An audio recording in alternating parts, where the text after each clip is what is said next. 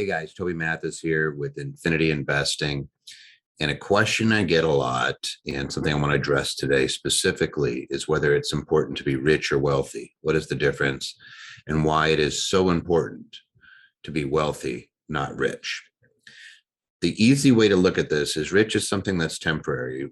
If we were farming, for example, rich is having bushels of corn, maybe a full silo.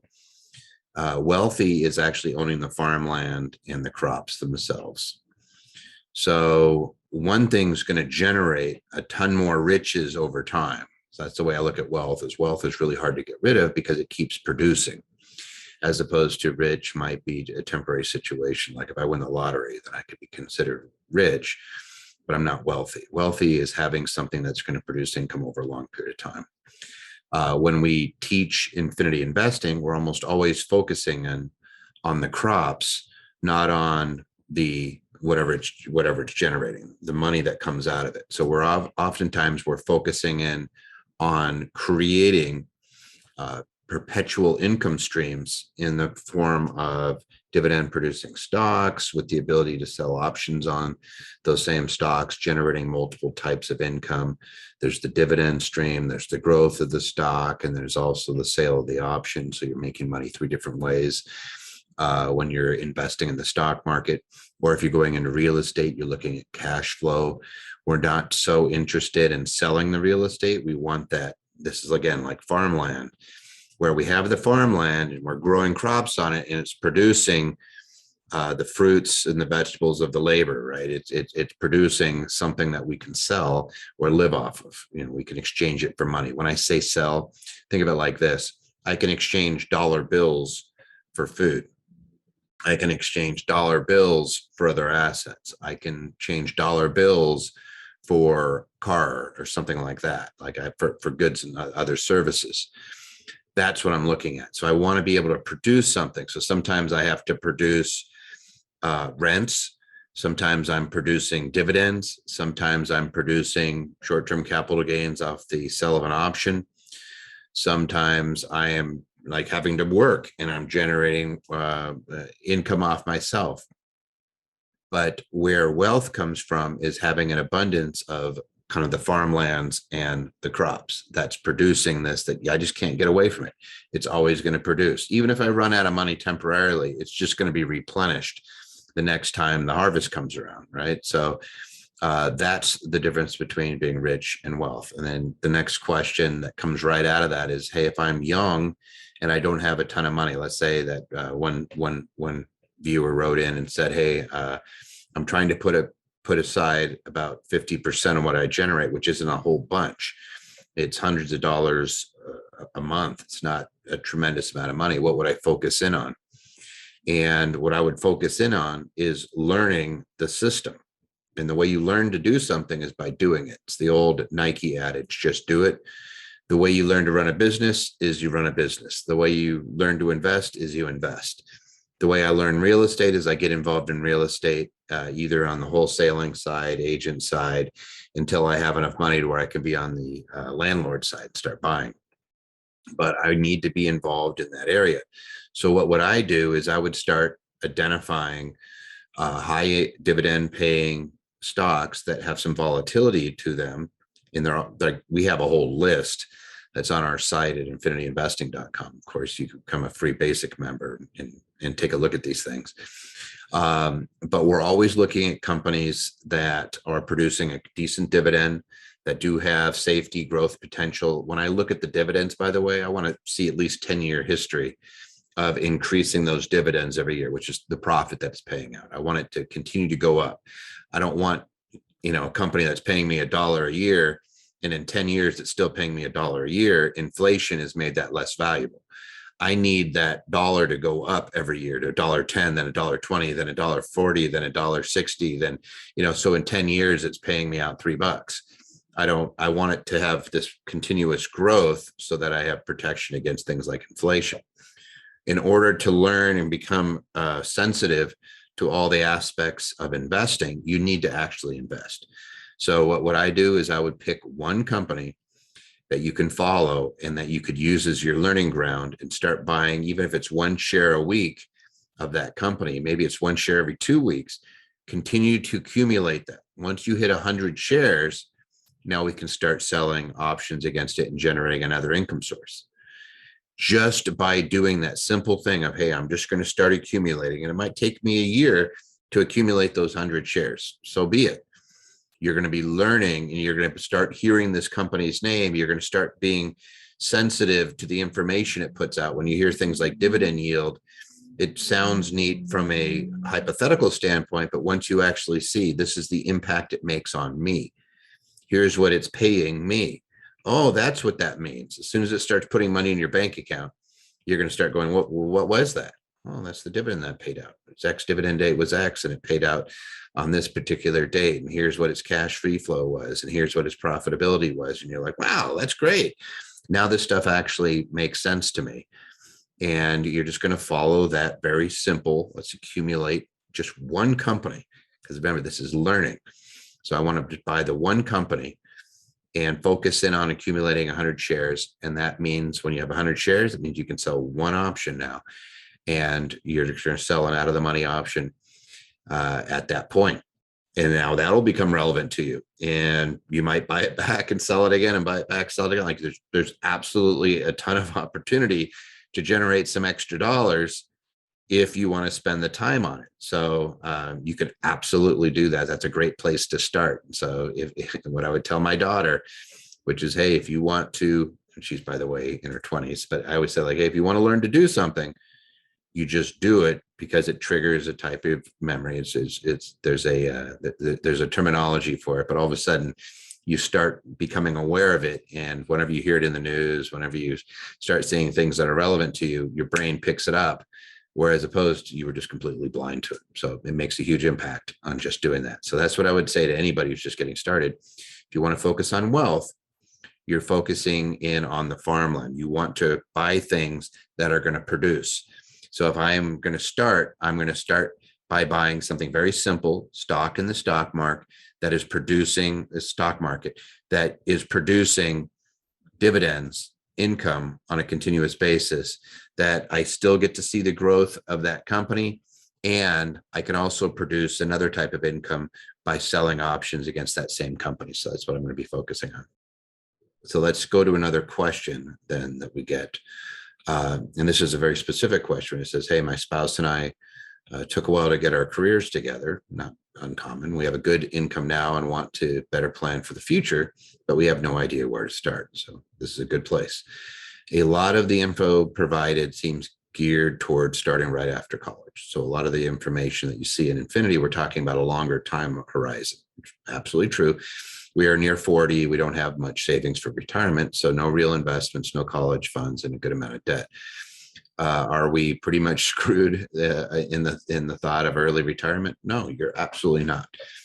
So let me just explain again. The infinity theory is that we focus in on how much you spend on a monthly basis. So we have our expenses, and we're looking at replacing your income, the work that you do, through assets, buying assets that produce that income for you, so that you don't have to work. So the infinity net worth is how many days I could make it without working right now. Like if I quit my job or if I stopped working, how long would it take to burn through my assets?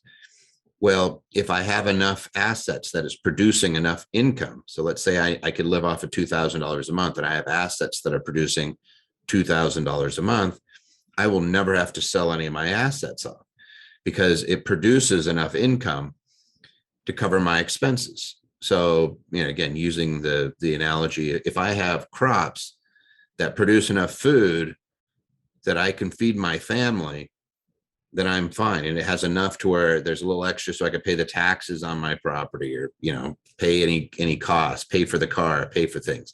As long as I have enough crop coming in on an annual basis, I never have to sell anything I own. I just have that crop. I'm selling that crop. Well, in our world, the crop is really the cash. So where am I producing cash? I'm producing it with dividends. I'm producing it by selling options. Sometimes I might end up letting an option expire, and I'm going to take the gain off that company. All of those things are revenue producing. I might buy real estate, and that real estate is producing rents. It's cash flow real estate. And so those rents are coming in enough to cover the expenses. Plus I have some extra. And if there's enough coming in that it covers all my personal expenses, then I don't have to work. All right. So now we're 40 and we're saying, oh, geez, I don't have any of those assets to produce it. So then start right away. The easy thing to do is to go right to the stock market, and you're going to start building it up. I always say the first 50,000, you're going to go in and you're going to buy income producing companies. And Infinity Investing always has a list, and we're always rating them continuously throughout the month. So you could always just pick some that are good income producing companies. Make sure that the timing is right. Run your 7 criteria, which again is explained in the portal there, and just see whether it's the right time for you to buy a particular company. Buy that particular company and let it start producing those dividends for you. Buy 100 shares, and now I can sell 1 option against it so I can produce some more income. And if you just do that, you just keep repeating it until you hit about $50,000. That's where I would start. Is I would be looking at it going, all right, I need to have a little emergency fund. I need to have my investment fund. So I'm just going to focus right now on the investment fund. I want to have liquidity of about $50,000 before I go to the next step, which is where I'm buying real estate. I want to have some liquidity because real estate, it can go like I might have to replace a roof the day after I buy a property, or it might, maybe I get hit by a hurricane right away, or, there's lots of stuff that can happen. Or, the economy just decides to tank and all of a sudden I'm sitting there vacant for 6 months. I need to be able to handle all that. And the way you do that is with liquidity. Now we're going to do everything we can to minimize those risks, but there's no replacing having that actual liquidity. That's why I always start in the stock market. And I say, hey, start buying those same companies, get 100 shares, sell option against it out of the money options, which again, we want to be a stock market landlord. We want to start renting out our stocks so we can start producing this income. Then it's just up to you as to how active you want to be. I have clients that make a very good living simply focusing it on on their stocks and buying and selling and buying and selling. They sell, they chart, they get very good at charting. They spend time in the advanced area, which is what those guys are doing. Eric and company are always in there showing you guys how to do these things. But they might be selling those options, then buying them back as the stock pulls back. There's always ranges that it's flowing in. So sell the option, buy it back, sell it, buy it back. You could do that multiple times in a single day and make some decent money. All right. All of that stuff is now replacing the income that you're having to make as an individual. Now, if you're still working and you have both, now we're compounding. That's exactly what we want to be at. Now we want our assets producing, I'm producing, and it starts to snowball. As time goes on, you'll be very surprised at how little it takes before you could start replacing your income. Now, that does not mean you quit your job. It just means that I'm going to have a period of time where I have not only the income that from my assets, but I'm also working. I'm going to be making twice as much. And if I cut my expenses a little bit, so if I'm 40 and I'm like, hey, I'm behind the 8 ball. All right, now it's a function of how much do you need to live on? How much do you have generating? I can keep making more. I could show you guys how to generate more. But on the same token, maybe I need to be spending a little bit less. Maybe I need to get my spending under control. In those two things conjunction, again, I lower what I'm paying, I increase how much I'm generating, I'm going to get to my goal much, much quicker. Now, there are people in our group who have retired off of as little as 3 homes because their income was sufficient off of those houses. In this particular case, I'm thinking of somebody who did shared housing, who ended up generating a nice chunk of change somewhere in the $17,000 a month range, simply by buying a house and deciding that what she was going to do is do shared housing. Now, I'm not saying that's immediately where you go. I'm going to say she was able to do that because she knew exactly how much she needed to live off of. She had some other income coming in. She had this income coming in, and she was able to say, hey, you know what? I have enough coming in that it's replacing everything I need to live off of, and I can retire. And that's exactly what she did. It's not, I have to have millions and millions and millions of dollars. You just need to replace what it is that you're spending. And then you can decide whether or not you want to work, because those assets are going to continue to grow. You're able to continue to generate income off of them. So it doesn't take a ton. It's actually way easier than you realize once you identify and target a number and say, oh, this is how much I need to replace, then this is how you do it.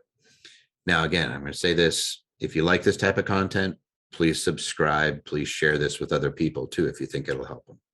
All right, last question under this rich versus wealth, and where should I start in these types of questions.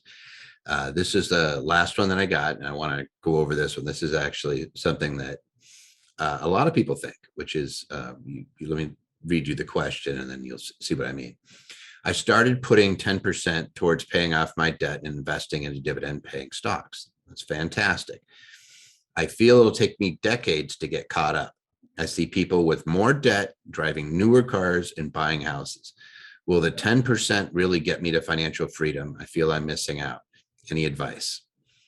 So let me be very specific to you. Yes, it's going to take a while. That 10% is the getting out of debt, getting at least 10% that you're putting aside. You should be putting 10% towards philanthropy. If you don't have the money to do that, like if you don't want to give it to charity, if you don't want to tithe, then at least put your time towards those things. And then you could take the 10% and dump it into your investment. There's another 10% that's going towards debt. So as soon as you're out of debt, then that lumps in. And so we're really going to be putting about 30% aside into our investments. And you could put more. It's as simple as saying, hey, what do I need to live off of? Can I cut back some of the stuff? Like, am I spending money just because I have it? And it's like burning a hole in my pocket, and I'm going to go to the movies twice a week, and I'm going to go to dinner all the time. If I cut back and put myself on a budget, can I put more towards my investments? Absolutely. And then you say, well, I see all these people driving around in a new car. That's a big fat liability that is costing them thousands of dollars. I understand that there's an envy of like, geez, you will lose that once you realize the true expense of that. You'll probably start looking at them going, oh, wow, they're probably going to be working till they're 80, right? Now, there's not a magic pill, like boom, and I'm all of a sudden super wealthy. Nope, you got to buy assets, and it might be a slow process. But if you do it for that 10, 20 years, if you do it and you do it consistently, then you will not have to work until you're 80, 90, 100 years old. And you'll have enough income coming in to where you'll be able to maintain your standard of living. And then it just becomes up to you whether you want to volunteer. A lot of people say, geez, I want to retire because they're miserable, right? They're saying, hey, I want to retire. I want to be able to do this. I want to be able to do that. Why not build your life to where you're actually not miserable? A lot of the people that I work with, they get to that point where they realize, wait, I volunteer. I don't really have to work. And they enjoy it much, much more. And they're like, I'm never really going to stop doing what I'm enjoying my life. That's what we want to build towards. And where do we start? We always start by building up our liquidity. So we're going to buy stocks that are dividend producing stocks. We're going to try to amass 100 shares in one company so we can sell options on it. So we can become a stock market landlord. We're going to keep repeating that process until we have at least $50,000 of liquidity. So, and then we're going to look at real estate. It doesn't take as much as you think. As soon as these things start to snowball a little bit and it starts replacing your income, it might just be it's replacing $10 a week, and then all of a sudden it's $20 a week, and then 5 years later it's $300 or $400 a week, and you realize, wait a second, all the pressure is gone, and I'm just taking that extra money and I'm letting my assets continue to buy more assets. Talk to somebody today. Literally, he and his wife make in the $100,000 to $200,000 range. Their net worth was well over $5 million, and they were in their mid 40s. If you do this, and it was the same thing I'm telling you, is they are worth quite a bit of money. They're absolutely liquid, and they're doing a great job. And the reason they did it is because they consistently put investments aside, consistently put investments and use those investments to generate more investments. They didn't go out and buy immediately a bigger house. They didn't go out and buy a bunch of new cars because they were waiting until they had enough income coming off of those assets to pay for any of their liabilities. So now they have, again, I just literally talked to them about an hour ago. So I was like, this is great. They have about $12,000 a month coming in, whether they work or not, but they both still work. They've replaced their income, and 100% of that income that's coming in off of their assets is going into more assets, and it's compounding. And they realize as they're doing their numbers, like, wait a second, this is going to continue to snowball. We're going to have a very substantial estate. Yeah, that's exactly how it works. As long as you start doing this. And yes, you're going to look around and you're going to say, but there's people driving Bentleys and Rolls Royces. Every time I go down to Miami, I'm shocked at all the Lamborghinis, Rolls Royces, and Bentleys, right? That is not wealth. That is rich. That's somebody taking some money and dumping it on something that is not a good investment. It's not an investment. That's pure frivolity. Hey, they want to have a nice car. Congratulations. I don't begrudge it, but you got to have the asset to allow you to do that. Most people don't. Most people are buying that with another liability. And what they're going to find is they're going to be 45 and they're not going to have a penny to their name. They're just going to be in debt up to their eyeballs. Don't let that be you. Don't let that be you. So if that 10% is a starting point to get you to start rolling, it's going to continue to snowball the longer period of time. If you're saying this is going to take too long, give it some time, number one, and actually let the system work. And then you could say, hey, maybe I cut down some other expenses. Maybe I get a side gig. Maybe I want to put more and I want to push it. Maybe you're willing to do a little harder. Like, hey, I want to work more with the asset that I buy. So for example, I could buy a single family house and I could just rent it. That's me. That's lazy landlord. I could buy a house and I could Airbnb it. Maybe a little more work. I could buy a house and I could do shared housing. Maybe a little more work, right? But I'm able to generate, when I do shared housing, for example, it's about 200% net that you actually take in about twice as much money on a net basis, on a monthly basis, but it is more work. I could choose to do that. So if I'm sitting here looking at it saying, boy, it's just not going fast enough, then that's what you do. You start getting more involved in your investments. Or, hey, I'm doing dividend stock, right? And I'm writing covered calls and I'm doing them every month. Okay, do them every week. How about do them every day? And watch it and watch them and be a little more actively involved in it. You can increase your income just by doing that. And that'll get you to your goal a heck of a lot faster. So, hey, if you like this type of information, by all means, please subscribe to the channel, share it with anybody else that you feel it will help, and ask them to subscribe as well. Thanks.